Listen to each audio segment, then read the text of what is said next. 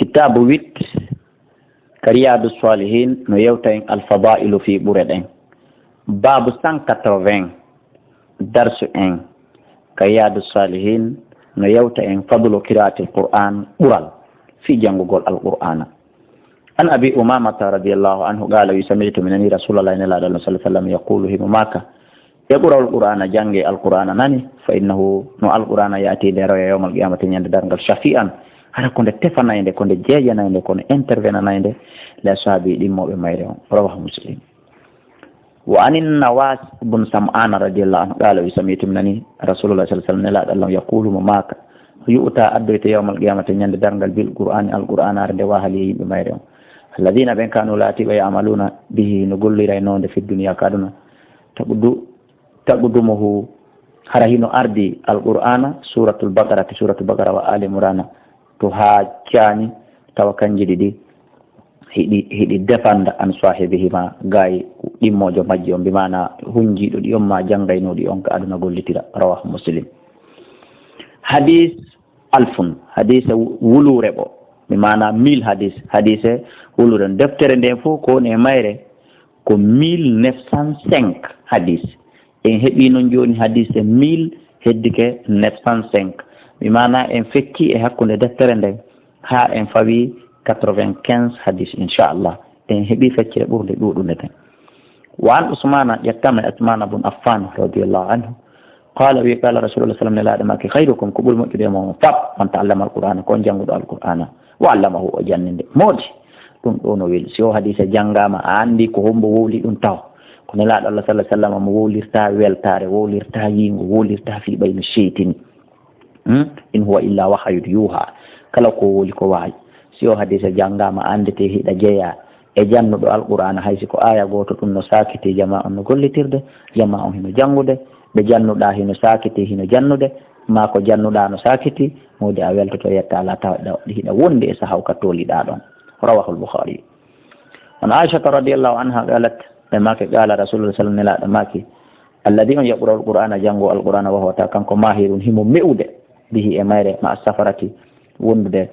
e jangin al-kirami tedduɗo wondude ɗiɗi tedduɗi al-bararati ɗigguɗi ɗi walladi on yaqra'u al-Qur'ana wonɗo jangude al-Qur'ana wa huwa ta on mahirun himo ƴoƴani bihi al-Qur'ana on himo jangude wer ma safarati wondude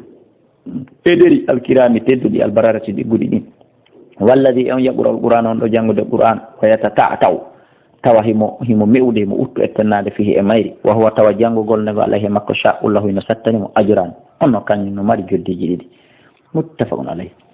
wa nabi Musa al-Ash'ari radiyallahu anhu qala rasulullah sallam matalul mu'mini sifa gomɗinɗo ay ata sifa mo alladi on yaqra'u al-Qur'ana janngol al-Qur'ana mithlul aturjati sifa misal muɗum hino waywa ko wiyete kon aturjati e yiyoyay kon fiyo mum rihuha urngol mum tayyibun no weli wa ta'amuha nyamete mum hulwun no weli wa mithlul mu'min sifa gomɗinɗo alladi on la yaqra al-Qur'an mo jangata al-Qur'an kama sari tamrati an sifal tamaro la riha laha urngol ala mum wa ta'amuha kono le nyamete mum on hulwun hino weli wa masalul munafiqi misal nafiqijo yaqra al-Qur'an jango al-Qur'an kama sari rayhanati rayhanati nan sifa urngol riha urngol no tayyibun no weli wa ta'amuha nyamete mum on murrun no haadi ومثل المنافق مثل القرآن الذي لا يقرأ القرآن مجنة القرآن كمثل الحنظلة نانا صفة قوية يكون حنظلة ليس لها على مريه أرنغل ويرنغل وتأمى نيامة مون قد مرون هذه كوني جوني نوونو كتاوتا أرنغل نويلي نيامة نويلي كدون قم إن يجنغ القرآن متفق عليه وعن عمر بن الخطاب رضي الله عنه أن النبي والنبي صلى الله عليه وسلم قال إن الله يرفع بهذا الكتاب هي مبانتر سبب دفتر أقواما يمبه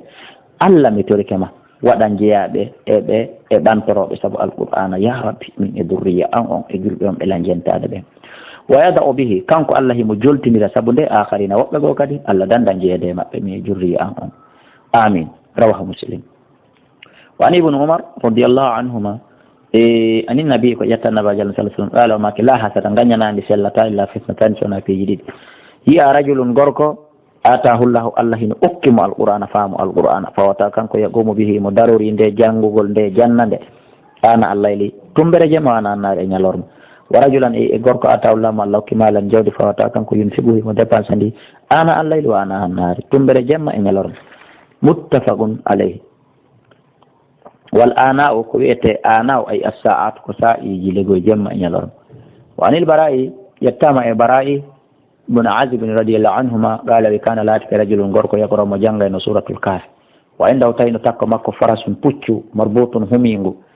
be shatmain humorngu boggi didi fataghashathu suddingu sahabun dulere fa ja'alat